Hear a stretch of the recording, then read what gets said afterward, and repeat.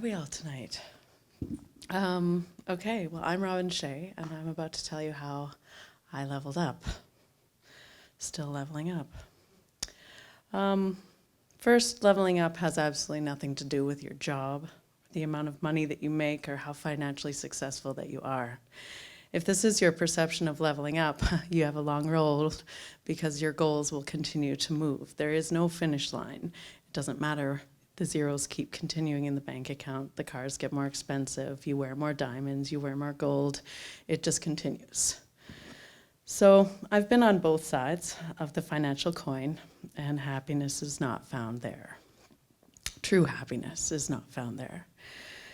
We all know that cash will make our lives easier. Hello, we live in Vancouver, BC, bring cash. But easier isn't always better. Convenience does not equal happiness, and nor does the size of your house, the model or make of your car, or whether or not you own a diamond. April 1st, 2018, I spent my first night in my very own place. The first time I'd ever had my own place in my entire life. I'm 42. It was that night that led me to truly understand what it meant to level up.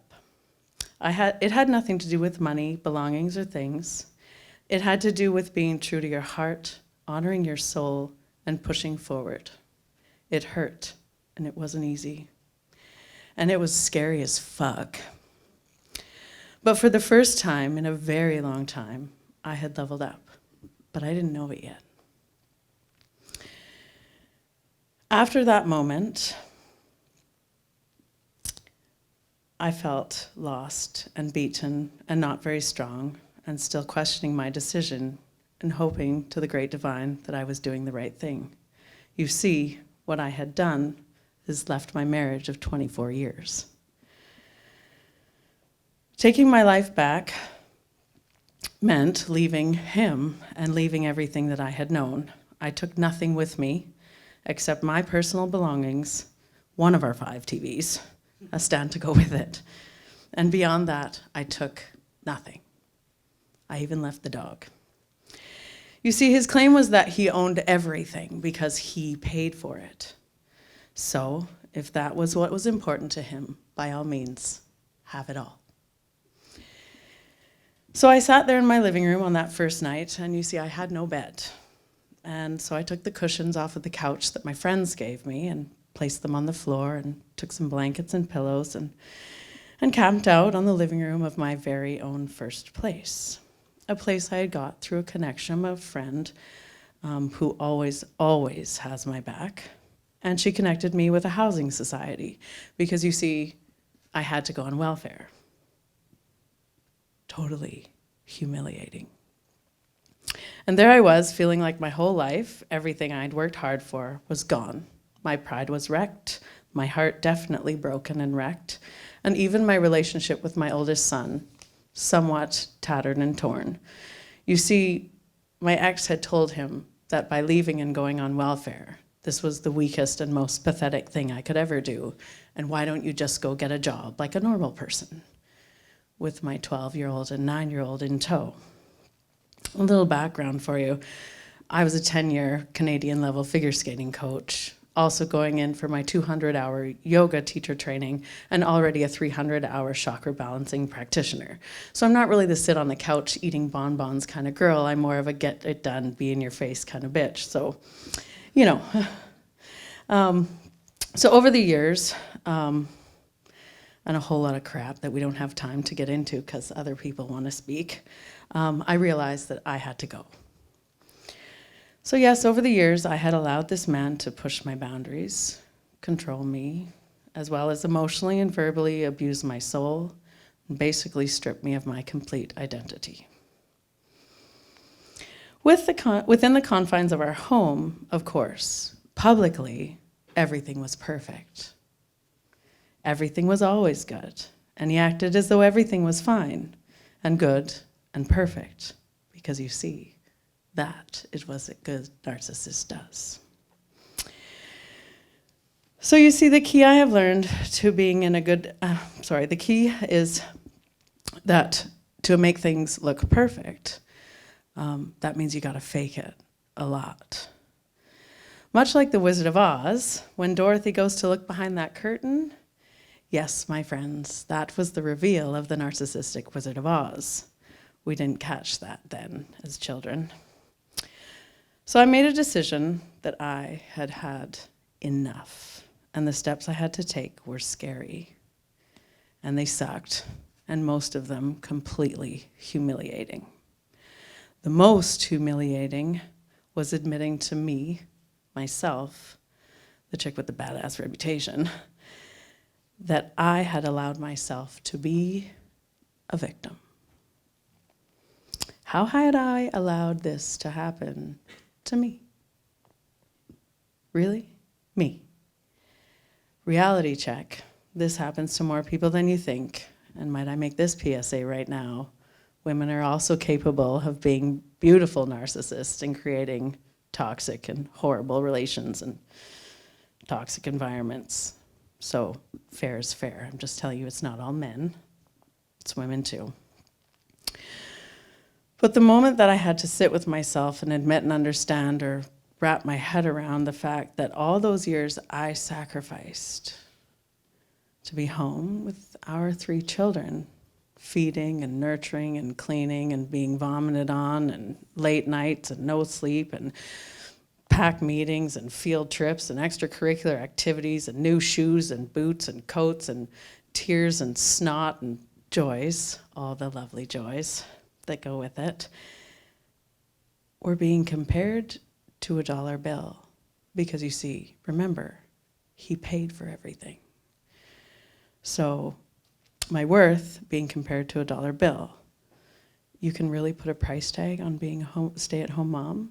Everything I do is equivalent to dollars because you bought a TV or because you bought dog food or because this now I am equivalent to a dollar bill. My sacrifice, the dreams, the goals, the things that I put aside so that he could have his career as a real estate agent has a price. What the actual fuck? I didn't understand this because you see, I'm a pretty simple girl and money is just that we buy material things with. I didn't know it equivalented to people. 24 years of my life has a price. So there I sat day after day wondering how the hell I was going to do this by myself and raise my children. So I got a job, or 3 or 4, as a waitress and house cleaner, as well as teaching yoga. Anything I could do to bring in money. As well, you see, I knew in my heart that sitting on social assistance was not the life that I wanted to live. Days turned into nights, and I was able to clean houses while the kids were at school or teach yoga while the kids were at school. And then during the nights when their father had them, I would work in a pub as a waitress, an Irish pub, and we had to wear really, really short skirts, and I can tell you horror stories about that. I knew that this was not the life that I wanted to live, and I didn't want to clean other people's toilets all day, that's for damn sure, because I don't even like cleaning my own. So I took a leap. I created my very first workshop around yoga and the chakras and dealing with anxiety and depression, because I had a lot of friends that had gone through that, and I did a lot of research, and I figured that that was probably one of the things that would help a lot of people.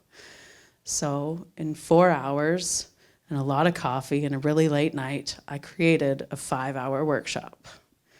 I then decided that I was going to market it, social media it, hang flyers everywhere, print cards, find a place to host it, and lo and behold, I actually pulled it off, and people liked it.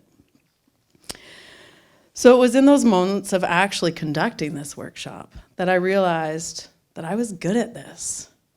And I did this, which meant I could do more. I didn't need the approval of others, as great as that is to have. Choices and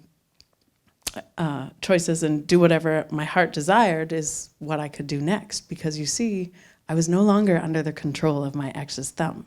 I no longer had anyone to be accountable or tell someone where I was going or ask permission or sneak off to the Starbucks after grocery shopping to get a phone call as to where have you been? You've been gone for 45 minutes.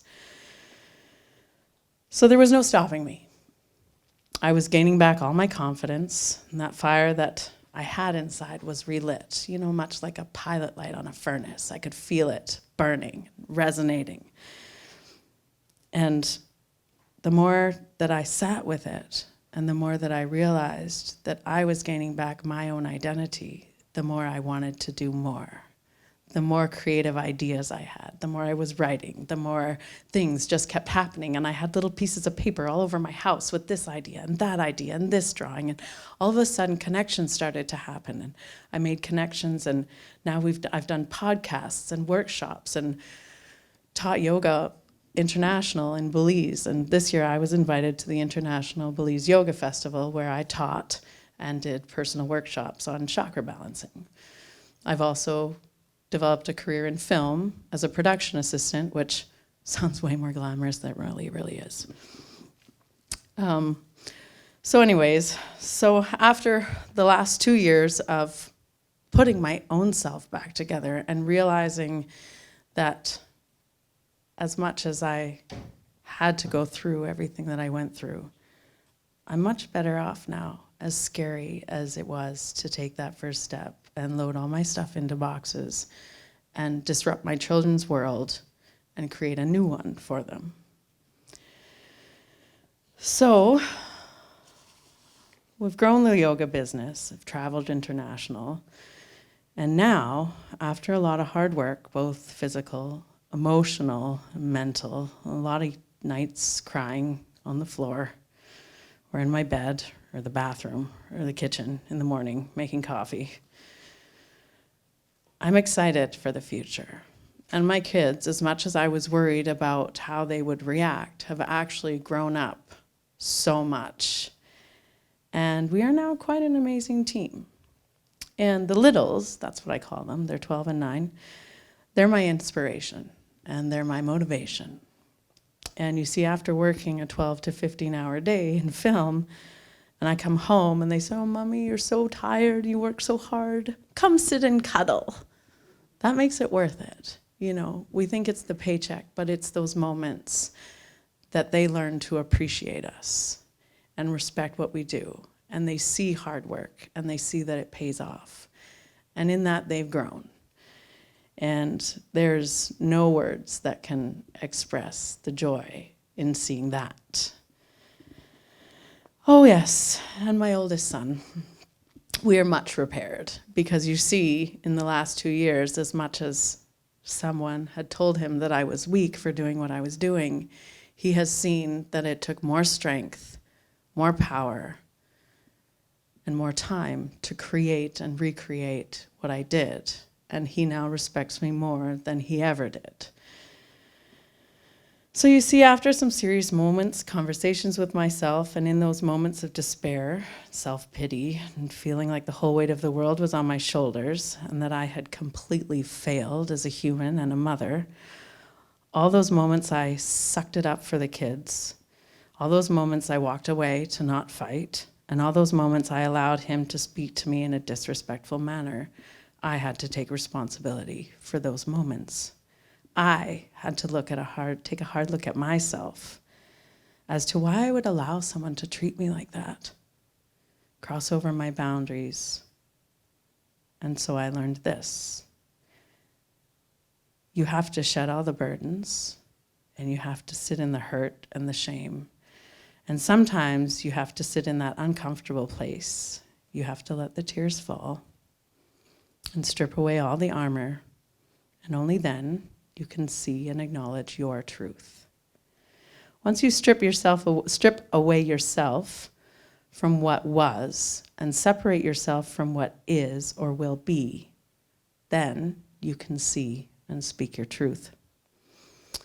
So ultimately, in essence, I traded in my BMW for a turboed out Jetta, which is rallied and takes a corner like a dream. I traded in my 5,000 square foot farmhouse for a 1,500 square foot townhouse. And well, you can see I don't wear any diamonds. So I traded in the reflection for shine because, as you know, diamonds reflect, they don't shine. And that is how I leveled up. Thank you.